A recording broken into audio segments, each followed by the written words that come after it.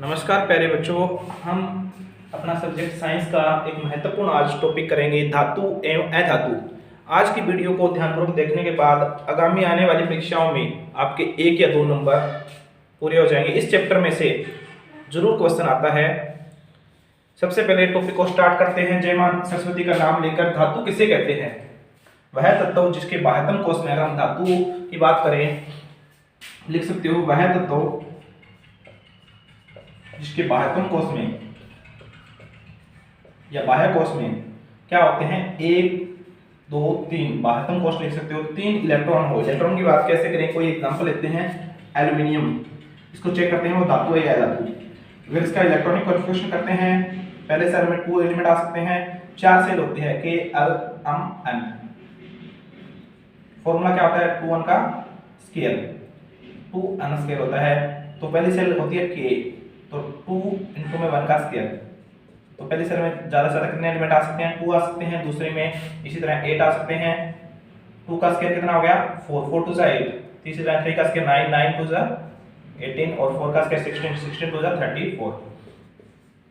कई बार यहाँ से भी क्वेश्चन आ जाता है K सेल में कितने अधिकतम एलिमेंट आ सकते हैं? तो 2 आ सकते हैं, L में 8 आ सकते हैं, M में 18 आ सकते हैं और में 32 आ सकते हैं। अगर हम एल्यूमिनियम की बात करें, एल्यूमिनियम का परमाणु क्रमांक होता है, परमाणु संख्या होती है, परमाणु क्रमांक कितना होता है? 13, एटॉमिक नंबर 13 होता है।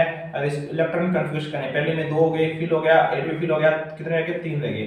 बाह्यतम कोश में कितना आ गया? 3। जिसके वह तत्व जिसके बाह्यतम कोश में 1 2 3 तत्व आ जाए उनको क्या कहेंगे? धातु कहेंगे। क्या कहेंगे? धातु कहेंगे प्यारे बच्चों। अगर हम एक और एग्जांपल लें, क्लोरीन, क्लोरीन की परमाणु संख्या है 17। अगर इसका इलेक्ट्रॉनिक कन्फर्मेशन करें 287, इसके बाह्यतम कोश में कितना है? 7 है। जिसके बाह्यतम कोश में 4 5 6 7, तो वो क्या आएगी? अधातु। तो इसीलिए क्लोरीन क्या है? एक अधातु है। क्लोरीन एक गैस भी है। वह तत्व जिसके बाह्यतम कोश में 1 2 3 तक तत्व आते हैं उनको क्या कहते हैं? धातु कहते हैं। अधातु जिनके बाह्यतम कोश में 4 5 6, अगर हम अधातु की बात करें 4 या इससे अधिक, अधातु किसे कहते हैं? जिसके वह तत्व जिसके बाह्यतम कोश में, वह तत्व जिसके बाहरी कोश में, कोश का मतलब होता है सेल। सेल किससे मिलकर बनी होती है? रो और कॉलम। इसको रो कहते हैं, इसको कॉलम कहते हैं। जिसके बाह्यतम कोश में क्या होते हैं? 4 या 4 से अधिक, 4 या 4 से अधिक तत्व होते हैं। 4 या 4 से अधिक होते हैं, उसको क्या कहेंगे? अधातु कहेंगे। तन्यता, धातुओं का वह गुण जिसके कारण उन्हें खींचकर लंबी, आप देखो धातु के कुछ गुण जानते हैं।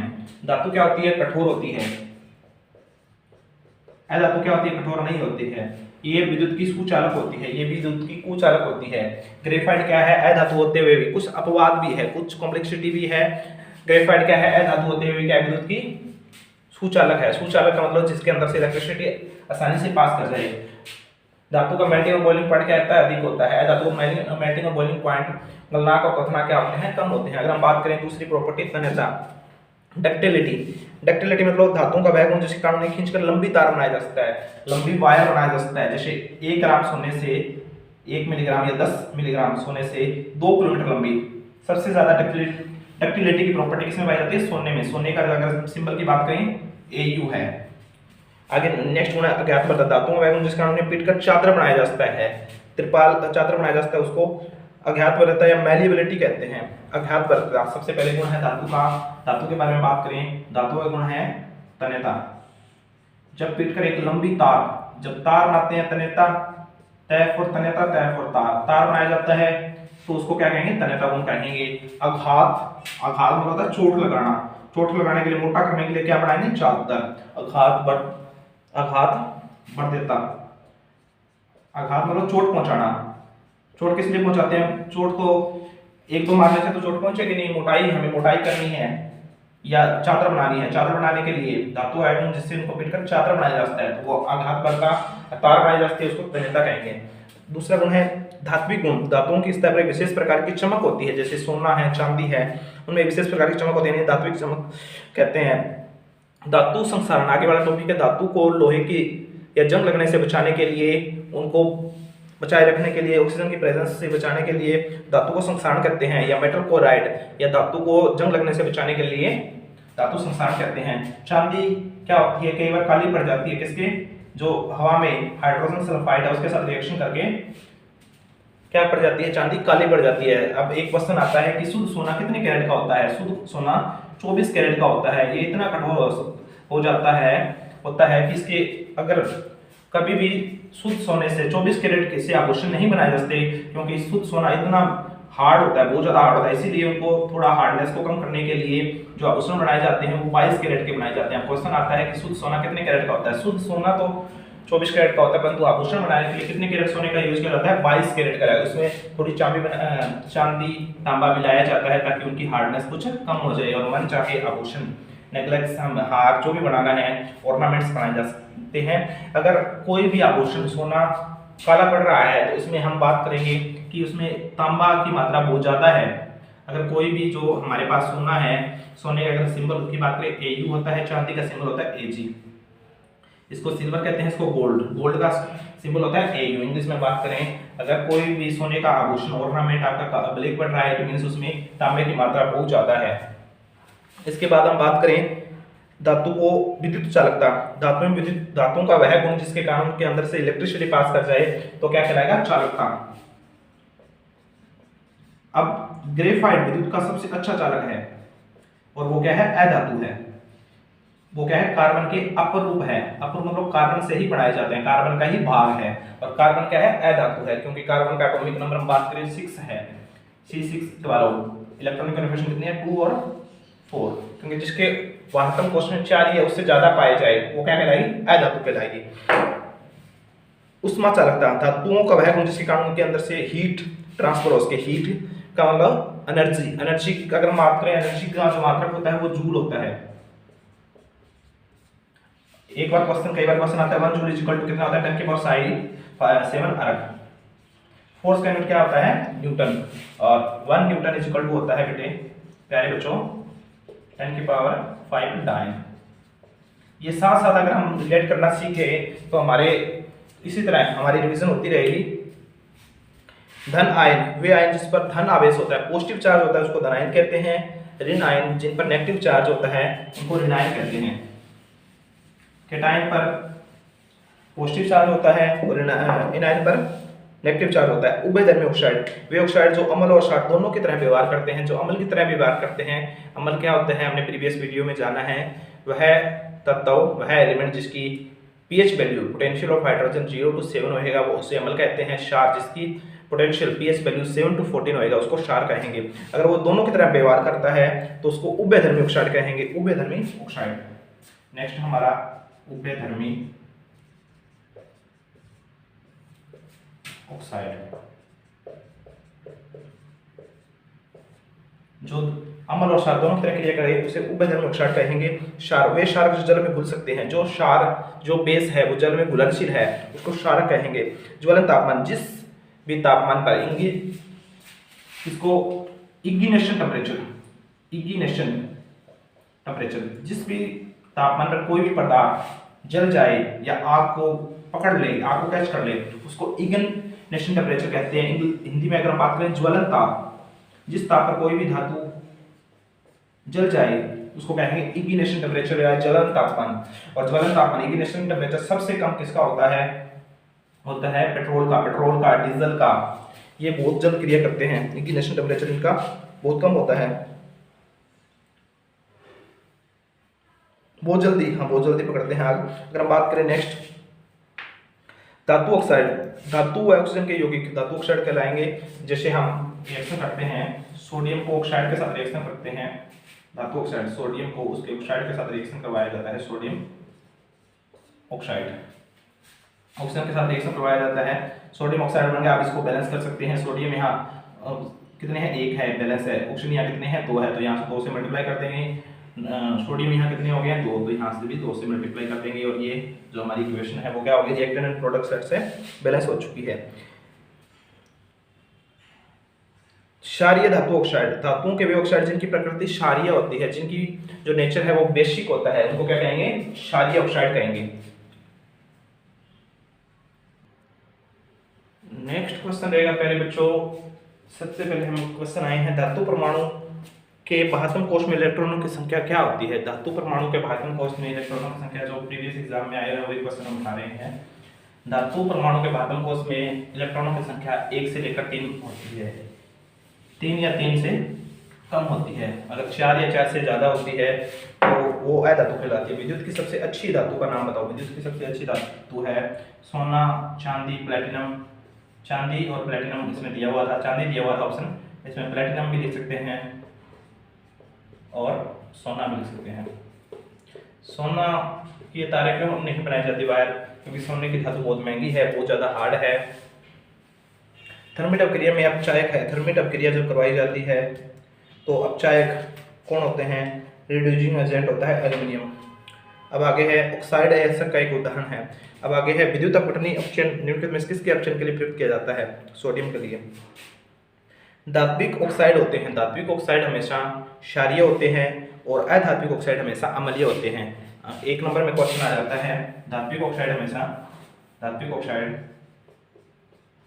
ऑक्साइड होते हैं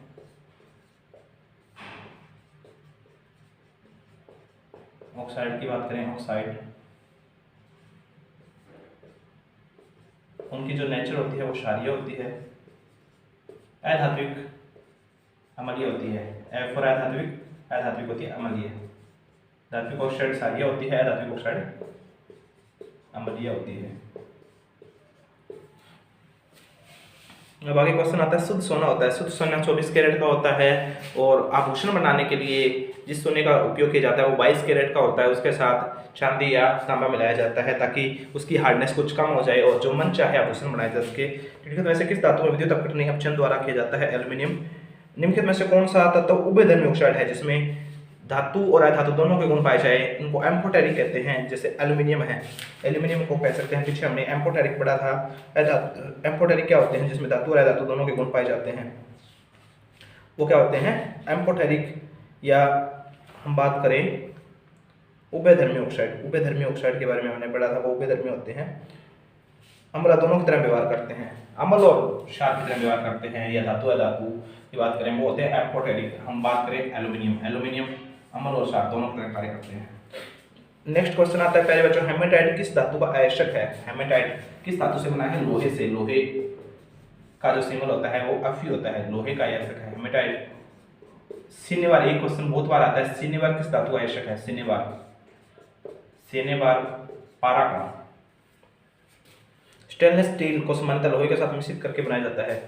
स्टेनलेस स्टील को लोहे के साथ मिश्रित करके क्या बनाई जाती है, क्रोमियम और Cr और स्टेनलेस स्टील वो होता है जिनके साथ जंग नहीं लगता, क्रोमियम और निकल धातु बनाई जाती है।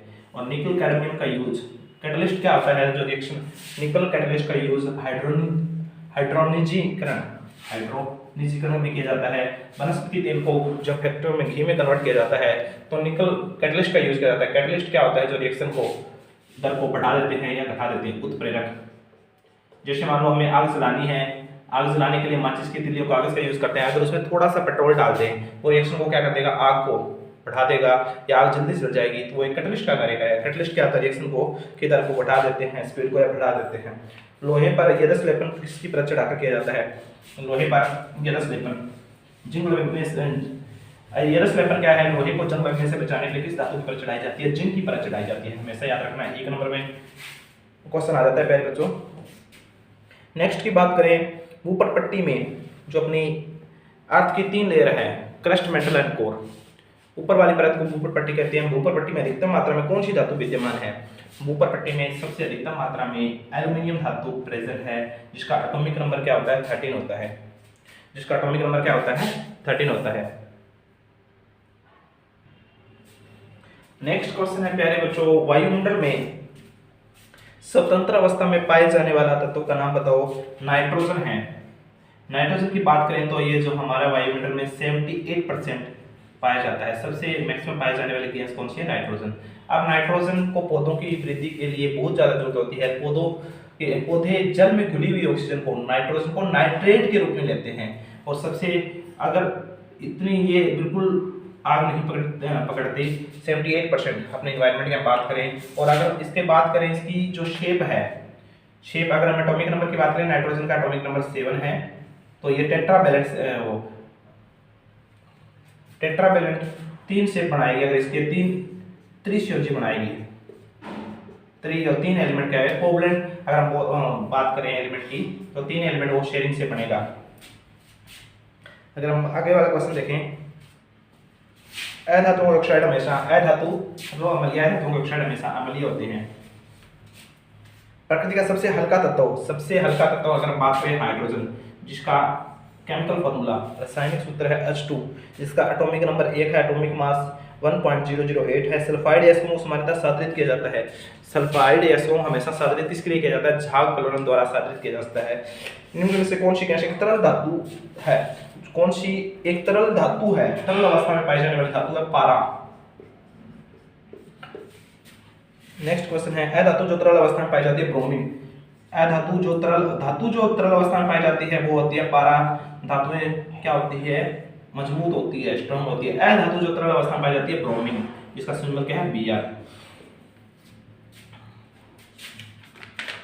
अगर हम धातु को विद्युत की सबसे अच्छी चालक है, हम बात करें चांदी धातु विद्युत की सबसे अच्छी चालक है। सोना भी है, परंतु सोना ज्यादा हार्डनेस है, उसकी वायर नहीं बना सकते, शुद्ध सोने की नहीं बनाई जा सकती। चांदी सबसे अच्छी।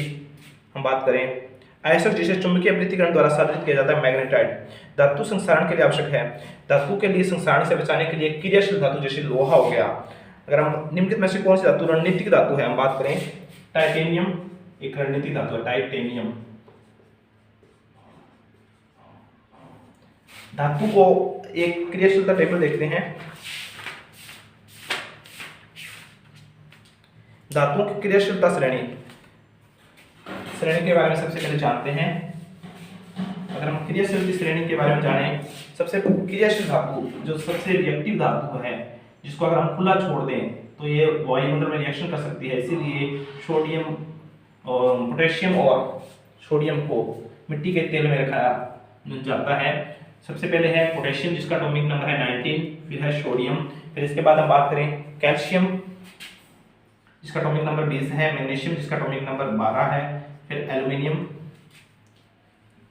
Zinc, iron, PB, lead, H, copper और Hg का मतलब होता है मरकरी, और Ag का मतलब होता है चांदी या सिल्वर, Au मतलब होता है गोल्ड। इनको घटते हुए क्रम में लिख दिया। इसीलिए जो सोना है लोग इकट्ठा करना चाहते हैं, क्योंकि वो कभी भी नॉन रिएक्टिव है, रिएक्शन करता ही नहीं, इसलिए तो सोना शुद्ध सोना है। या मान लो सोने की बात करें, जिनके आभूषण बनाए जाते हैं वो ब्लैक नहीं पड़ता, क्योंकि रिएक्टिव है नहीं। ये धातुएं पोटेशियम और सोडियम इतनी क्रियाशील धातु है कि इनको मिट्टी के तेल में, केरोसिन ऑयल में रखा जाता है, और ये इतनी सॉफ्ट है कि इनको चाकू से भी काटा जा सकता है।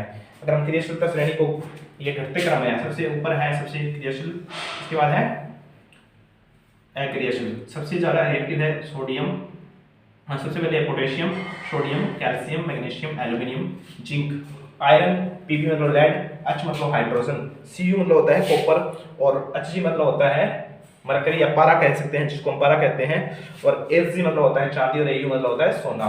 इनको घटते हुए क्रियाशील श्रेणी के अकॉर्डिंग हमने अरेंज किया है। जो ज्यादा रिएक्टिव होगी वो कम रिएक्टिव धातु को डिस्प्लेस कर देती है। सिंगल डिस्प्लेसमेंट रिएक्शन हमने प्रीवियस वीडियो में जाना है, फर्स्ट वीडियो में। अगर आपने वो वीडियो नहीं देखी है तो प्लेलिस्ट में जाके वो वीडियो देखिए, इसके बाद आपको अच्छी तरह समझ में आ जाएगा। इसके बाद हम बात करते हैं क्वेश्चन, एक और क्वेश्चन आया हुआ हमारा। अगर हम इसको बात करें, सोडियम सबसे पहले है पोटेशियम, सोडियम, इसके बाद कैल्शियम, मैग्नीशियम, एल्यूमिनियम, 5 हमें याद रखनी है। सबसे पहले आ गया 19, 11, 20, 12, 13। फिर है जिंक। जिंक का बात करें, scandium, titanium, vanadium, chromium, manganese, iron, cobalt, nickel, copper, zinc.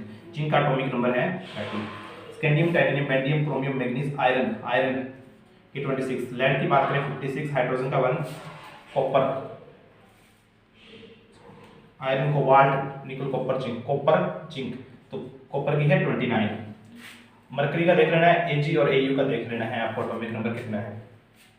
इसको आप टेबल को याद रख लोगे तो आपको आगे आने वाले जो फर्स्ट चैप्टर है, कोई भी चैप्टर है, उसमें रिएक्शन आसान हो जाएगी। अगर हम बात करें निम्नलिखित में से धातु जिसे चाकू से काटा जा सकता है, सोडियम और पोटेशियम।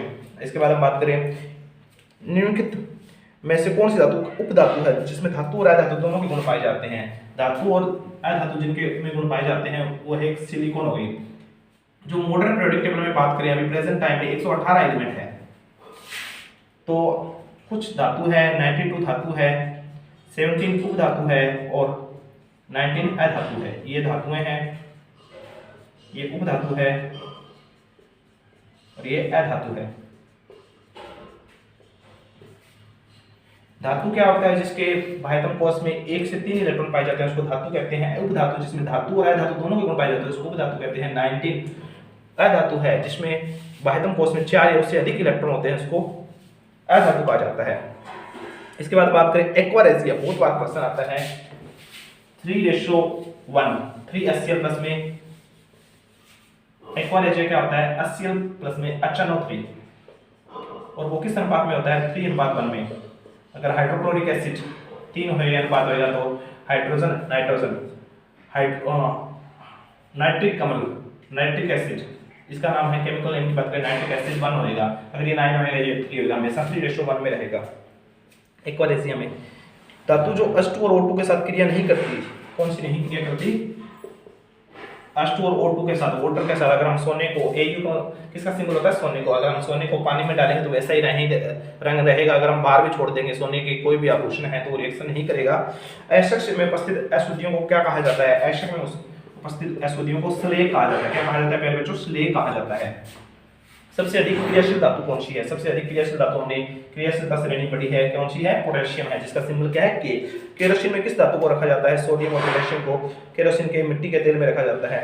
अत्यधिक क्रियाशील धातुएं निष्कासित की जाती है विद्युत अपघटनी विधि से। सिनेबार किस धातु का? सिनेबार हमने पढ़ा था किसका है? पारे का। किसका है? पारे का, जिसका सिंबल क्या होता है? Hg। निम्नलिखित में से सबसे अधिक आघात बढ़ते हैं, आघात पहुंचाई जा सकती है। आघात पहुंचाने के लिए या आघात बढ़ता कौन सा गुण होता है जिससे फिट का क्या बनाई जा सकती है? चादर बनाई जा सकती है मोटी। आघात बढ़ता का धातु होती है सोना, सोने से बड़ी बड़ी चादरें बनाई जा सकती है सोने से, परंतु महंगी होने के कारण आघात बढ़ता नहीं करते। जब लोहा भाप के साथ क्रिया करता है तो कौन सी गैस निकलती है? जब लोहा भाप के साथ क्रिया करता है, भाप में क्या होती है? ऑक्सीजन होती है या CO2 होती है। रिएक्शन करता है तो क्या बनेगा? Fe2।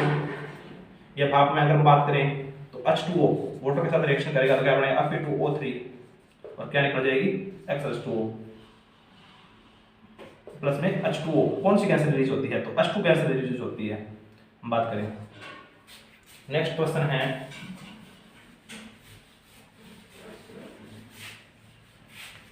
नेक्स्ट क्वेश्चन देखेंगे पहले बच्चों, धातुओं वह गुण जिसके कारण उन्हें लंबी चादर बनाई जा सकती है तन्यता कहलाता है।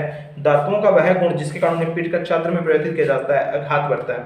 तारे बनाए सकते तारों के लिए चादर का वो तन्यता कहलाएगा।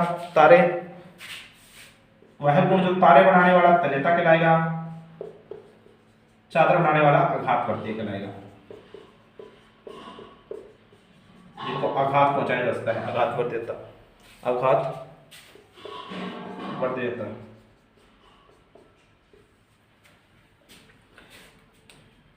विद्युत अपघटनी परीक्षण में एनोड किसकी बनी होती है? अशुद्ध धातु की। कौन सी धातु हमेशा अमलगम में होती है? अमलगम में कौन सी धातु होती है? पारे की धातु से हमेशा अमलगम में प्रयोग की जाती है, पारे की धातु का।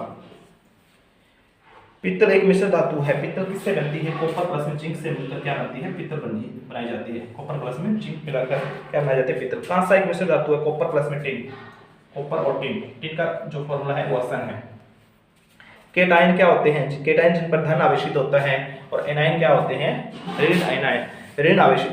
जिन पर पॉजिटिव चार्ज होता है उनको केटाइन कहा जाता है, जिन पर नेगेटिव चार्ज होता है उनको एनाइन कहा जाता है। संक्षारित तांबे का रंग कैसा होता है? संक्षारित तांबे का रंग हरा होता है। अधातु जिनमें धात्विक चमक होती है। अधातु एक ऐसी धातु का नाम बताओ जिसमें धात्विक चमक होती है? आयोडीन। कौन से ग्रुप से है? 17 ग्रुप से है। 17 ग्रुप का नाम बताएं। Fluorine, chlorine, bromine, iodine. Fluorine, chlorine, bromine, iodine, astatine, fluorine. इसको कौन सा ग्रुप कहते हैं? हाइड्रोजन ग्रुप कहते हैं। अगर हम बैलेंस की बात करें तो क्या है? 7 है। ये कौन सी है? अधातु है, क्योंकि इसके लास्ट सेल में कितने हैं? 7 है। जंग का रासायनिक सूत्र देखो। जंग का रासायनिक सूत्र हमने प्रीवियस वीडियो में भी पढ़ा है। Fe2O3 XH2। वाटर के मॉलिक्यूल कम ज्यादा होते रहते हैं इसलिए X लगाया गया है। प्यारे बच्चों नेक्स्ट क्वेश्चन देखें। एल्यूमिनियम पर मोटी ऑक्साइड की परत का बनना क्या कहलाएगा? एल्यूमिनियम पर मोटी ऑक्साइड की परत बनने को एनोडीकरण कौन सा प्रोसेस कहा जाता है? एनोडीकरण प्रोसेस कहा जाता है। एनोडीकरण।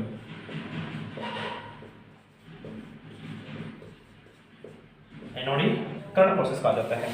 अगर बात करें निम्न में से कौन सा गुण अधातुओं में नहीं होता? अधातुएं क्या होती है? विद्युत की ऋणात्मक होती है। सर्वोत्तम अधिक सबसे अधिक तन्य धातु कौन सी है? सोना। विद्युत की तारों में पीवीसी, पीवीसी की फुल फॉर्म कई बार क्वेश्चनों में पहले बच्चों आती है। पीवीएस ये कई क्वेश्चन है। पीवीसी की full form polyvinyl chloride, polyvinyl chloride. What is the full form of PVC? Polyvinyl chloride.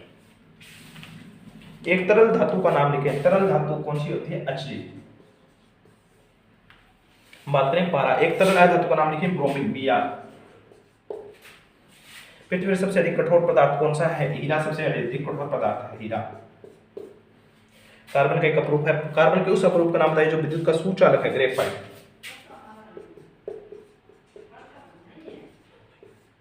Graphite क्या है? विद्युत का सबसे सुचालक है जिसके अंदर से इलेक्ट्रिसिटी पास कर सकती है।